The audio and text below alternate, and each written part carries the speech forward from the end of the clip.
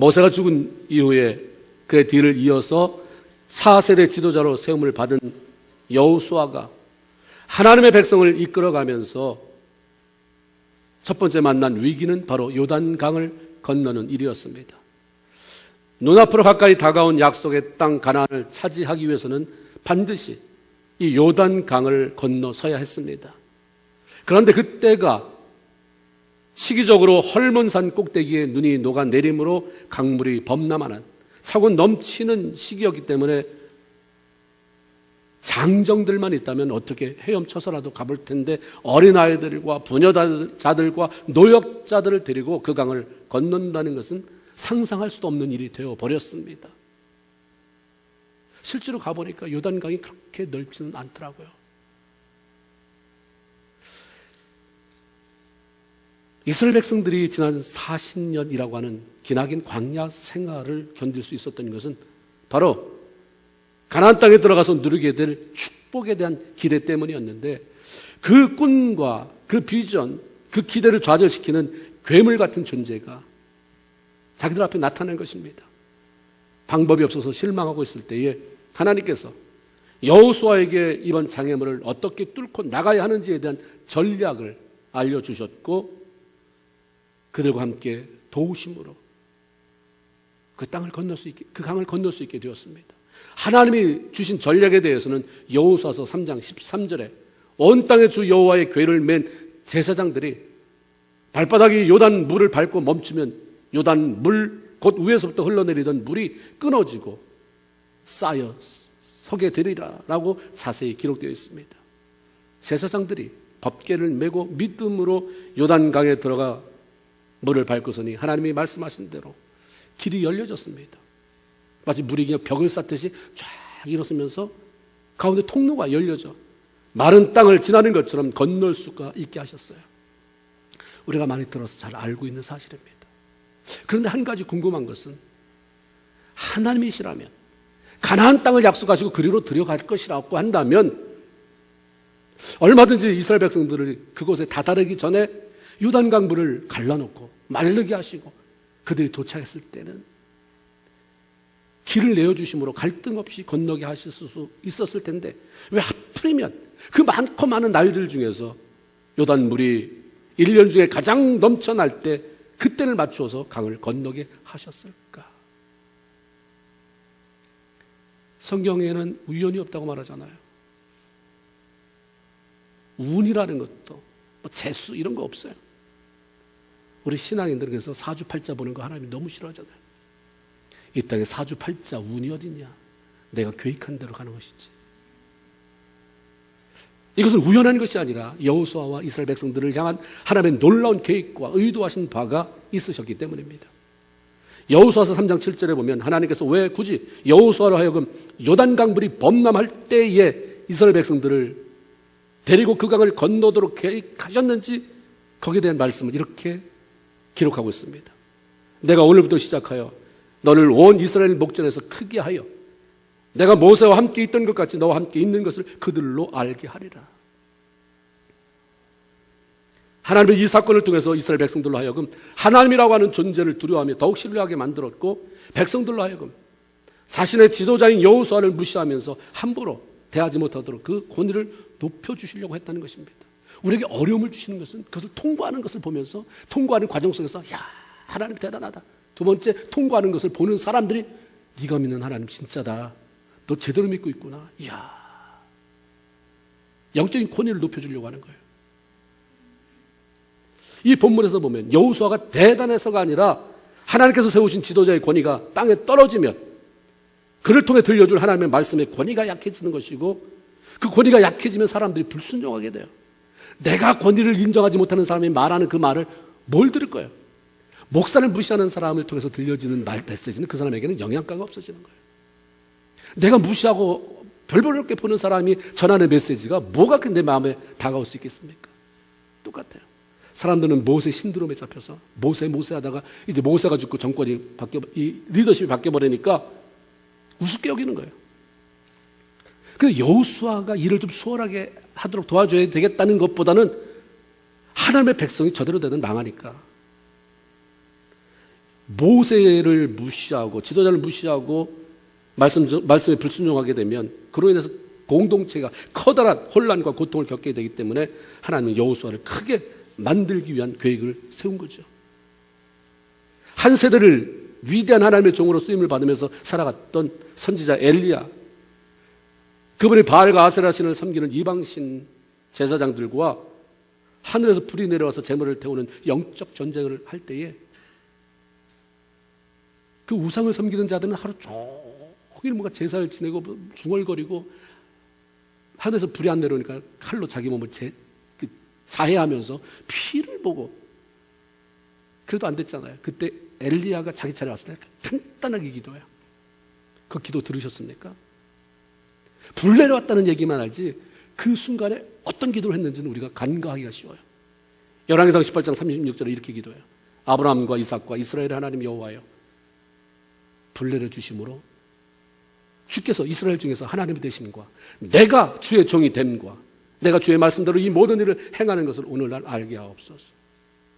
기도할 때 문제가 해결될 때 돼야 할 때 하나님이 문제가 해결되어서 하나님이 하나님 되심을 보여주고 내가 하나님의 종됨, 내가 하나님이 사용하는 하나님의 사람인 것, 제대로 하나님을 섬기고 있는 것을 보여주게 하옵소서. 아멘. 이 기도 제목이 돼야 돼요.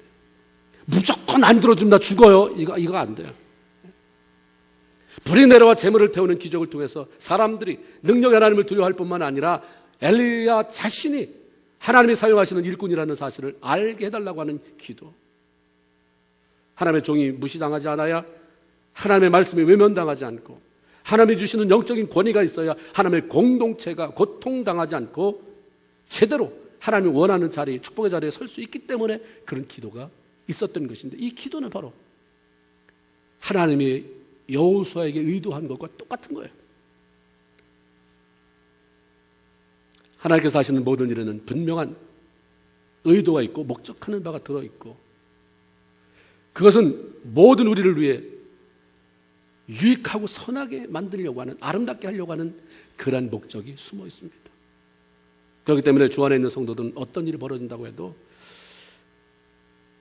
왜 재수없게 이런 일이 나한테도 다가왔냐 이렇게 말하지 마시고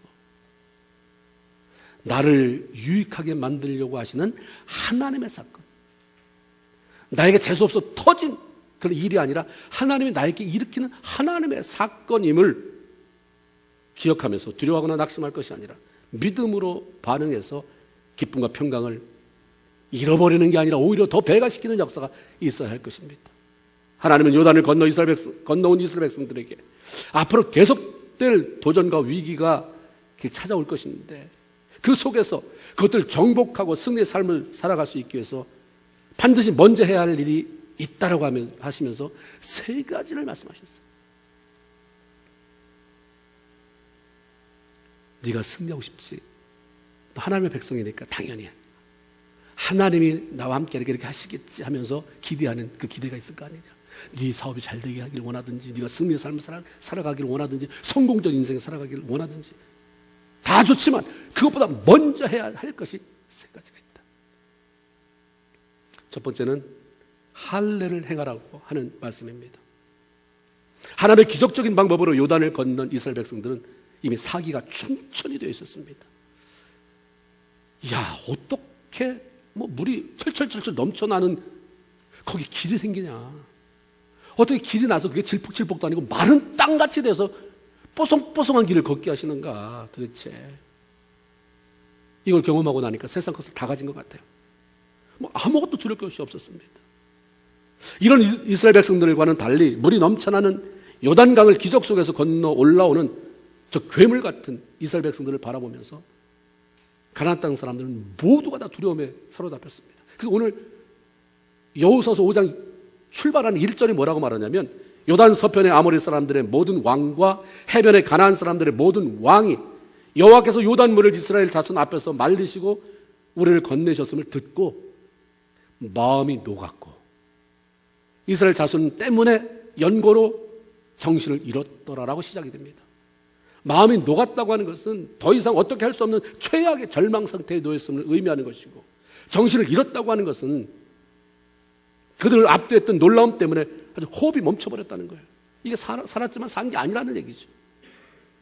가나안 사람들은 전에 모세가 지도자로 있을 때에 그들의 하나님 여호와께서 이스라엘 백성들을 애굽 왕 바로의 손에서 탈출시킬 때 기적적인 방법을 통해 홍해를 건너게 했다는 소식을 들었어요. 굉장한 충격이었죠. 세상에 어떤 신이, 우리는 수도 없이 하나님 이 신을 정성껏 섬겨왔는데 그런 일이 없었는데 저들의 신은 도대체 누구기에 홍해가 갈라지느냐. 굉장한 충격을 받은 적이 있어요. 그런데 이번에는 자기들 가까이 살고 있는 곳으로부터 넘치는 요단강이 갈라져 마른 땅 지나듯이 건너오는 것을 보면서 숨쉬기조차도 힘든 아주 절망적인 그런 낙심 상태에 빠지게 되었습니다. 그러므로 이스라엘 백성들이 400여 년 동안 약 430년 노예 생활하다 나왔는데 무슨 대단한 무기가 있었겠어요? 뭐가 체계적인 군사훈련을 받았겠습니까? 무기를 갖추지 않았더라도 군사적인 훈련이 되어 있지 않더라도 사기 충천한 그 상태로 밀고 나가면 이미 두려움과 좌절로 포기 상태에 빠져 있는 가나안 군사들을 이기고 그 땅을 빼앗는 것은 시간 문제인 것입니다. 가자 외치면 되고 와 하고 가면 되는 거예요. 그런데 하나님께서는 이런 소중한 시기에 이스라엘 백성들을 향해서 스탑! 이라고 외쳤어요. 곧 성공할 것 같지? 곧 될 것 같지? 다 빠지면, 너는 달려가고 나는 안 가면, 달려가는 것도 좋지만 그 전에 내가 너희와 늘 함께 할 수 있도록 그렇게 네 삶을 정비하는 것이 필요하다. 더 중요한 일이 있으니까 그것부터 점검하고 출발해도 늦지 않는다. 그것이 무엇이었는가? 오늘 본문 2절에 기록된 것을 보면 하나님께서는 여호수아에게 너는 부싯돌로 칼을 만들어 이스라엘 자손들에게 다시 할례를 행하라라고 하는 말씀이었습니다. 이건 말도 안 되는 명령이에요. 할례라고 하는 것은 오늘날 여러분이 잘 아는 것처럼 포경수술과 같은 거예요. 아무리 가나안 사람들이 정신을 잃고 마음이 혼미해지고 녹아있는 사기가 땅에 떨어진 그런 상태라고 해도 이스라엘의 싸움을 나갈 만한 장정들이 다 할례를 받고 고통스러워 누워있으면 이 사실을 알고 있는 적들이 쳐들어와서 사기 떨어져서도 몇 번 칼로다가 그거 되면 다 죽는 거예요. 아주 떼죽음을 당할 수밖에 없어요. 이미 우리가 다 봤잖아요. 야곱의 딸이 강간당했을 때 그 오빠들이 사기쳐서 네 민족이 할례 받으면 우리가 같이 통혼하고 내 여동생도 너네한테 시집 보내겠다. 할례 받고 고통스러울 때 다 죽여버렸잖아요. 이런 일이 안 벌어지지 않은 보장이 없는 것입니다. 하나님께서는 애굽에서 나온 이스라엘 백성들은 모두 할례를 받았지만 광야를 지나는 동안 그들은 죽고 그들 사이에서 태어난 자녀들은 할례를 받지 못했기 때문에 할례를 먼저 행해라 라고 말씀하셨어요. 하나님은 오래전 믿음의 조상 아브라함에게 이 할례를 명하셨죠. 창세기 17장 10절에 보면 너희 중 남자는 다 할례를 받으라. 이것이 나와 너희와 너희 후손 사이에 지킬 내 언약이다. 창세기 17장 14절에 보면 할례를 받지 아니하는 남자 곧 그 양피를 베지 아니한 자는 백성 중에서 끊어지리니 그가 내 언약을 배반했습니다. 할례 의식이라고 하는 것은 이스라엘 백성들이 하나님의 말씀을 쫓아서 주변의 이방인들과 구별되는 거룩한 삶을 살겠다고 하는 결단이고 하나님께서는 할례를 향한 이스라엘 백성들을 자신의 백성으로 삼고 보호하시고 인도하시겠다고 하는 언약적인 의미를 가지고 있는 것입니다. 하나님은 이스라엘 백성들이 요단을 건너고 나면 여리고성을 통과해야 하고 가나안 땅으로 들어가서는 거기에 남아있는 부족들과 영토 전쟁을 치러야 한다는 사실을 알고 계셨습니다. 어려움을 뚫고 나가서 하나님께서 약속하신 젖과 꿀이 흐르는 땅을 쟁취하는 것은 순간적인 사기 충천만 가지고 되는 것이 아니다.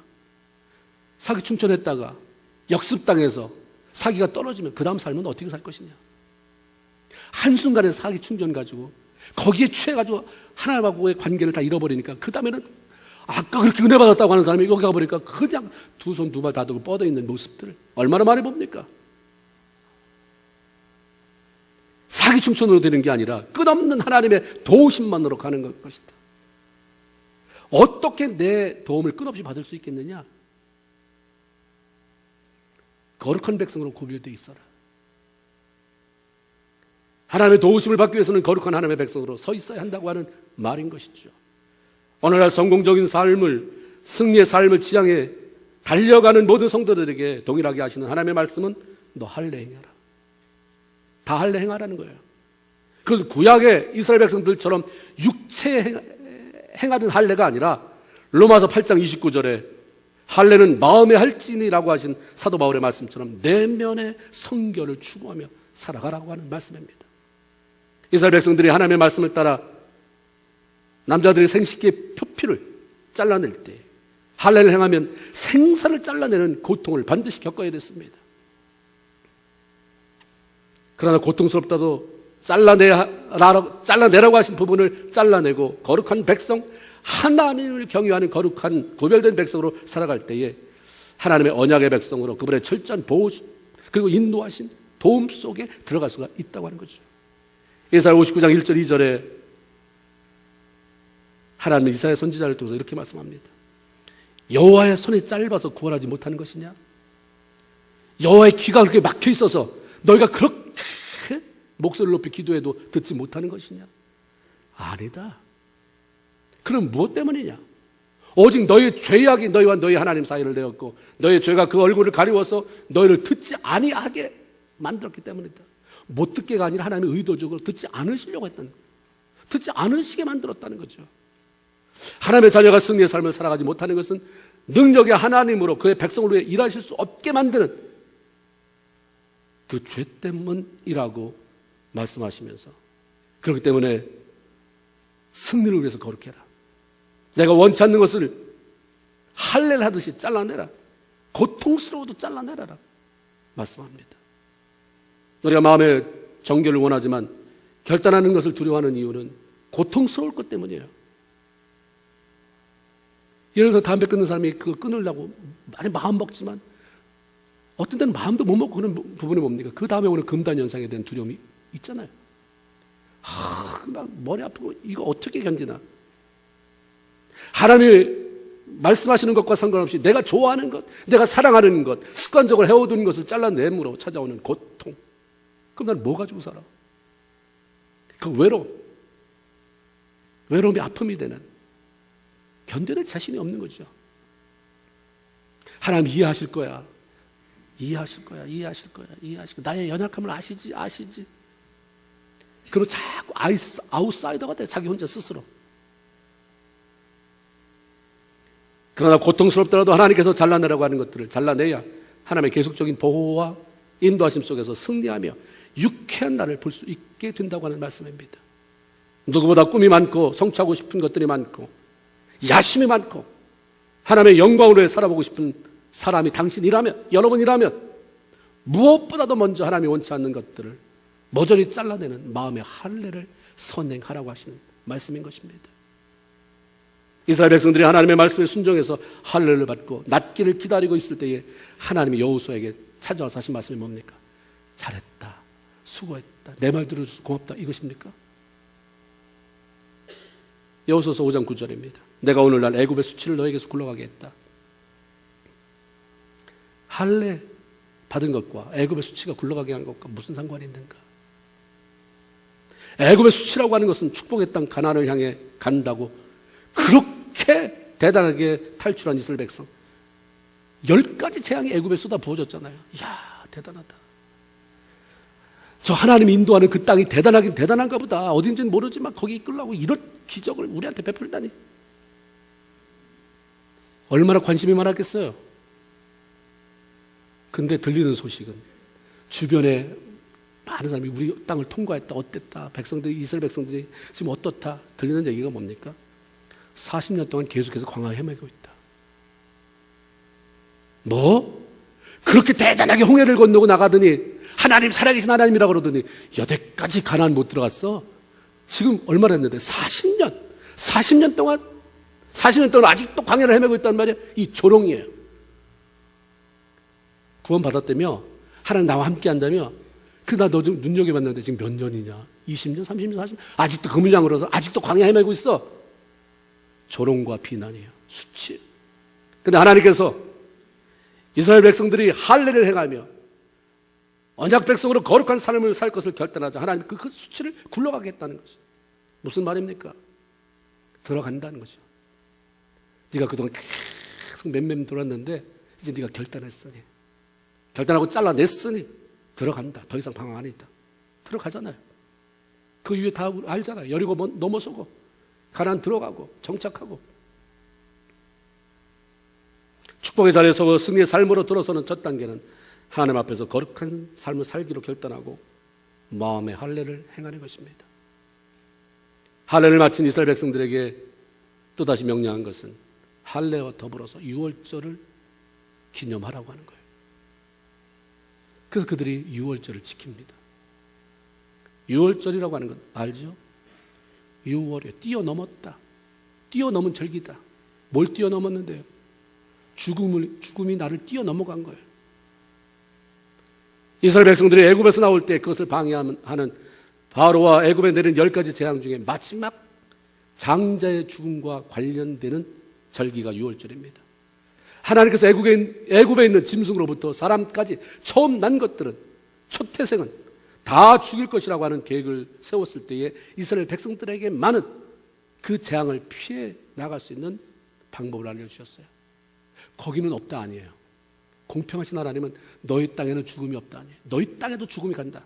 그렇지만 그 죽음을 모면할 수 있는 방법을 알려주겠다. 이 땅에 사는 동안에 우리만 교통사고 안 납니까? 우리만 안 아파요? 우리만 있는데 비가 왔다 비가 안 왔다 안 하죠. 공평하신 하나님 똑같이 대화하지만 피할 수 있는 길을 열어주잖아요. 넘어갈 수 있는 길을 열어줘요. 이스라엘 백성들은 하나님 말씀에 귀를 기울였어요. 어린 양을 잡아라. 그 피를 문설주에 바르면 내가 죽이라고 보내는 천사가 너희 그 집은 넘어갈 것이다. 어린 양의 보혈이 우리 안에 발라져 있기 때문에 죽지만 사는 거예요. 넘어가는 거죠. 이스라엘 백성들은 그대로 했어요. 다 어린 양 발라서 문설주에 바르고 그 길고 긴장되는 밤을 보냈는데 다 살아났습니다.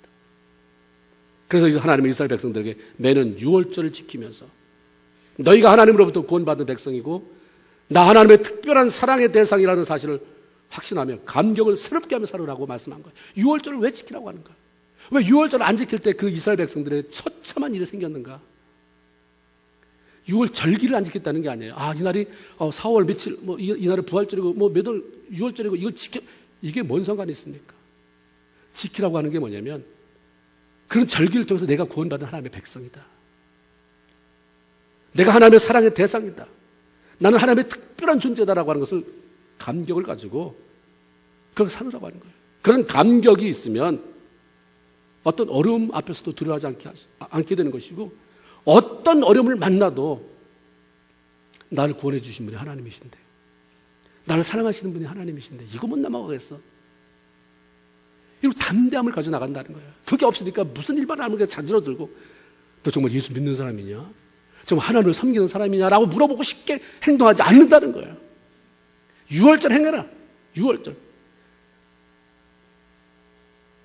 우리가 예수 믿고 구원받아서 능력의 하나님을 아버지라고 부르면서 살아가면서도 어려운 상황 속에 처하게 되면 금방 낙심해요. 원망해요. 넘어지고 두려워하고 비틀거리는 이유는 그 하나님 안에서 내가 누구인지 어떤 존재인지 확신이 없기 때문입니다. 내 안에서 자발적인 유월절이 일어나지 않아서 그래요. 안 되는 거예요. 그렇게 예수를 믿어도 하나님 날 구원하셨다. 하나님 날 사랑한다. 이게 안 되니까 그냥 평소에는 교회 열심히 다니다가 어려움 당하면 그냥 나가서 쓰러져 있다가 또 내가 할 만하면 그냥 그래 뭐 어떻게 재수 없다고 치고 다시 나가자. 뭔 변화가 있습니까? 무슨 파워가 있겠어요? 어려움이 찾아오면 쉽게 넘어지고 쓰러지며 영적인 성장을 이루지 못하는 이유는 자신이 구원받은 하나님의 백성이라고 하는 하나님의 자녀라고 하는 확신을 갖지 못하고 그것에 대한 감격이었기 때문입니다. 마가복음 1장에 보면 예수님께서 세례를 받으시고 물에서 올라오실 때에 사역을 막 시작하려고 할 때 처음으로 하늘문이 열리면서 그분에게 들려주신 음성이 이렇습니다. 마가복음 1장 11절에 하늘로서 소리가 나기를 너는 내 사랑하는 아들이라 내가 너를 기뻐하노라 하시니라. 예수님은 이 땅에 사역하고 십자가에서 달려 죽으시기까지 한결같이 자신이 하나님으로부터 사랑받는 아들이고 그분의 기쁨이 되는 자녀라고 하는 사실을 확신하면서 하셨어요. 한순간도 이거를 잃어버린 적이 없으신 분이에요. 그러니까 사람에게 잘 보이려고 하지도 않았어요. 잘 보여야 내가 메시아라고 인정해 주겠지가 않아요. 그런 것 별로 관심이 없으셨어요. 사람 때문에 절망하지도 않으셨어요. 사람 때문에 얄미워서 분노하지도 않았어요. 사람 때문에 두려워서 뒤로다가 어디 숨어버리지도 않으셨어요. 오직 주님의 삶은 자신을 사랑하고 자신 때문에 기뻐하는 하나님 아버지가 원하시는 일에만 관심이 있었고 그런 삶을 살아가는 데만 초점이 맞춰져 있었습니다. 40일 금식 후에 굶주린 상태에서 사탄이 야, 뭐 그러고 있느냐? 네 능력 있고 하나님의 아들인데 돌을 만들어 떡덩이 되게 해라. 부추기고 높은 꼭대기에 올라가서 천하 만국의 영광을 보여주면서 이거 다 줄 테니까 나한테 절해라. 유혹하고 성전에서 뛰어내리면 시편에 보니까 네 아버지가 천사들을 보내서 널 보호한다고 하는데 그 말이 정말인지 한번 뛰어내려봐. 테스트해봐라고 하는 사탄의 모든 시험을 아주 넉넉하게 갈등 없었어요. 넉넉히 물리치고 이길 수 있었던 이유는 예수 그리스도의 삶이 바로 다른 데는 관심이 없는 거예요.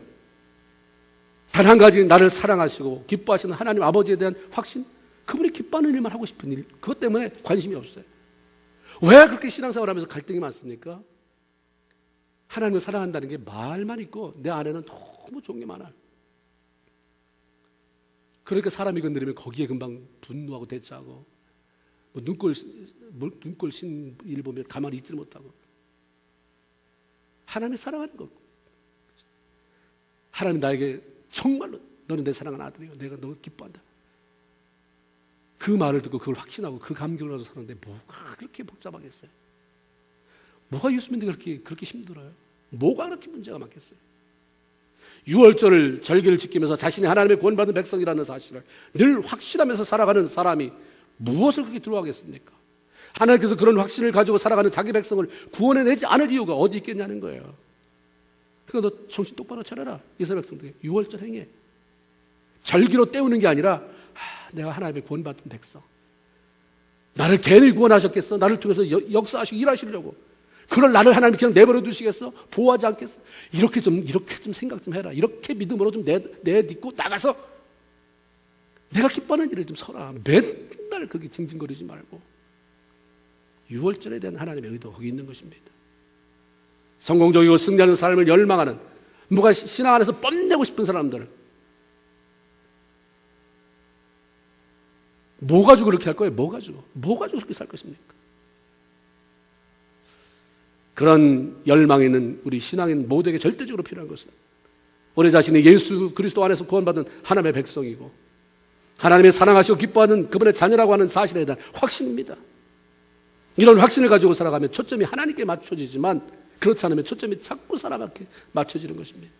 그 사람 눈치 살피고 사람 비위 맞추려고 하고 열등감, 질투의 감정에 사로잡히게 하고 뭔가 멋진 일을 해서 그것 가지고 사람 인정받으려고 하다 보니까 신앙이 지겨워 죽겠어요. 내가 한 일을 인정 안 해주면 화딱지가 나고 더 인정 안 해주면 교회를 안 나오게 되고 그게 무슨 시시껄렁한 예수 믿는 거예요. 예수가 어떤 분인지 하나님이 어떤 분인지를 알려주는 건 우리의 삶이에요. 여러분이 시시껄렁하면 하나님이 시시껄렁하게 보여지는 거예요. 세상 사람들에게는. 그렇게 시시껄렁하게 한 사람을 너무 가서 비유 맞추려고 들지도 마시고요. 나만 잘하면 돼요. 나. 하나님의 아들이고 하나님의 기뻐하는 자고 사랑받는 자임을 확신하고서 여러분 한 사람만이라도 그걸 보여주면 세상은 달라져요. 하나님의 역사가 그냥 본물 쏟아지는 것입니다. 그 변에는 우리 모두가 다 죄인이에요.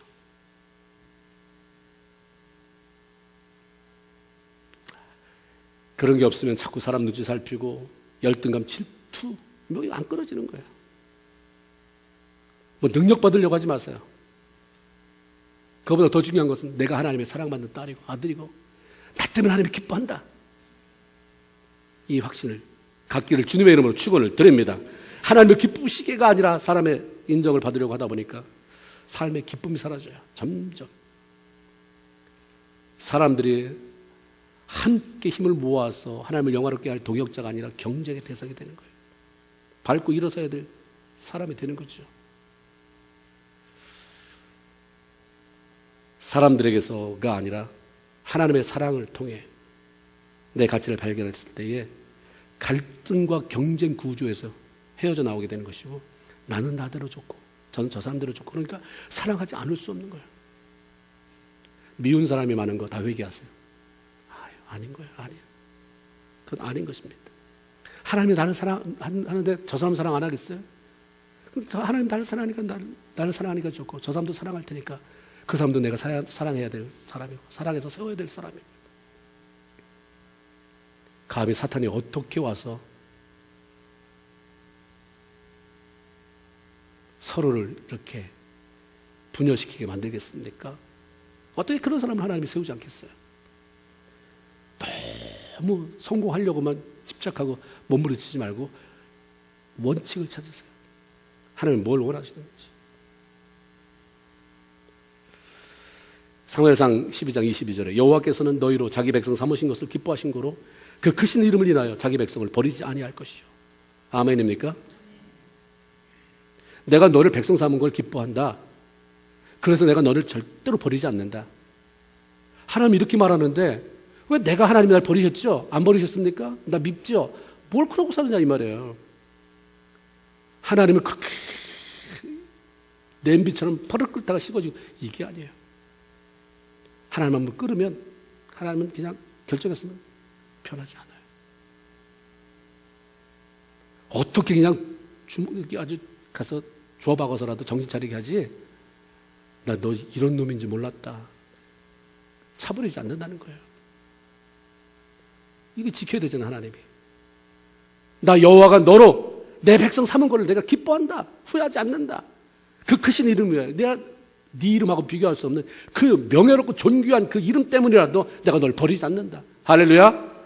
이 확신을 가지고 나가는데 뭐가 그렇게 앞에 장애물에 맞겠습니까?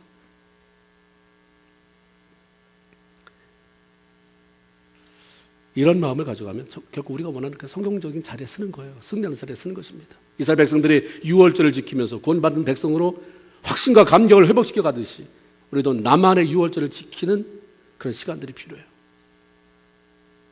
확신이 안 서면 좀 시간 좀 내세요. 그래서 그냥 너무 시간이 없으면 공원으로라도 가고 아니면 하루 휴가 내서 기도원이라도 올라가면서 내가 신앙생활을 어떻게 하고 있는 것인가? 내가 왜 맨날 이러고 사나?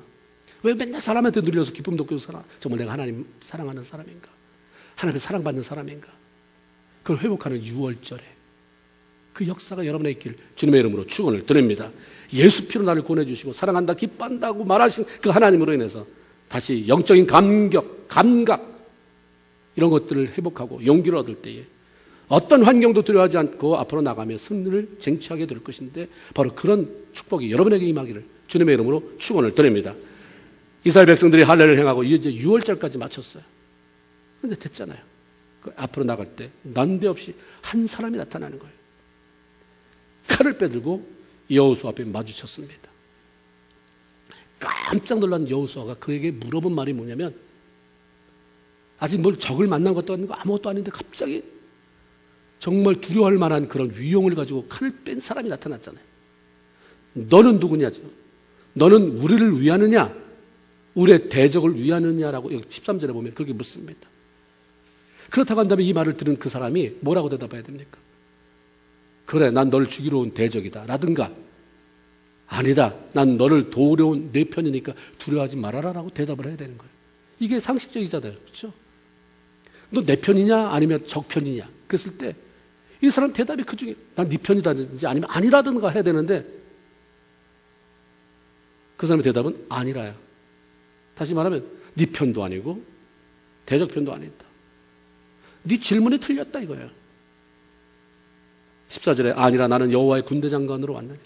네 편도 아니고 적 편도 아니고 하나님의 군대 장관으로 여기 왔다라고 말씀합니다. 순간 여호수아는 그 사람이 하나님의 권위를 위임받고 보내진 천사장이라고 하는 사실을 깨닫고 엎드려 절하면서 이렇게 고백합니다. 나의 주여 종에게 무슨 말씀을 하시나이까? 라고 묻습니다. 그때 하나님은 자신이 보낸 메신저를 통해서 내 발에서 신을 벗으라. 내가 선 것은 거룩한 곳이다라고 말씀합니다. 신을 벗으라고 하는 말은 더러운 것을 마구 밟고 다니는 그 신발 같은 죄를 벗어 던지라 이런 의미도 1차적으로 가지고 있지만 더 디테일하게 나가면 이렇게 말하면 여호수아는 알아들어요. 애굽에서는 종은 주인 앞에서 신을 못 신게 돼 있거든요. 사람 앞에서 신을 벗는다는 것은 난 너의 종이다라는 얘기예요. 하나님의 임재 앞에서 신을 벗는다고 하는 것은 당신을 내 삶의 주인으로 인정하고 나는 당신의 종입니다를 말하는 거예요. 하나님만이 자신의 주인됨을 인정하고 평생 아무런 조건 없이 섬기며 그분의 명령과 인도하심에 철저히 순종하고 살아가라라고 하는 말이에요. 신발을 벗으라라고 한마디 했는데 알아듣잖아요. 우리가 영적으로 깊어지면 하나님 무슨 말 하면 그냥 쫙 그 말이 뭔 말인지 알아듣잖아요. 무슨 단어 하나가 떠오르면 장편소설 쓸 만큼 우리의 삶이 그냥 쫙 일으켜지는, 아, 그렇구나. 신발 벗으라라고 한마디 말에, 아, 하나님 앞에 내가 신발 벗듯이 종으로 살라고 하는구나. 평생 하나님만을 주인으로 모시고 살라고 하는 거구나. 내 인생의 대장으로 섬기고 살라고 하는 말씀이구나. 그냥 쫙 길이 열렸어요. 그 해석이 열렸습니다. 하나님은 누구 편도 아니고 네 편도 아니고 네 대적 편도 아니고 그 하나님을 주인으로 모시고 사는 사람들의 편이다. 그런 사람들의 삶을 이끌어가는 대장이 되신다라고 하는 메시지가 거기 있는 거죠. 여호수아가 내 편입니까? 적 편입니까? 아니라 어떻게 어디서 그딴 질문이 있느냐 이거죠. 우리는 늘 하나님 내 편 되주세요. 내 편 되주세요. 내 편 되주세요. 네 편 되는 건 내가 결정한다.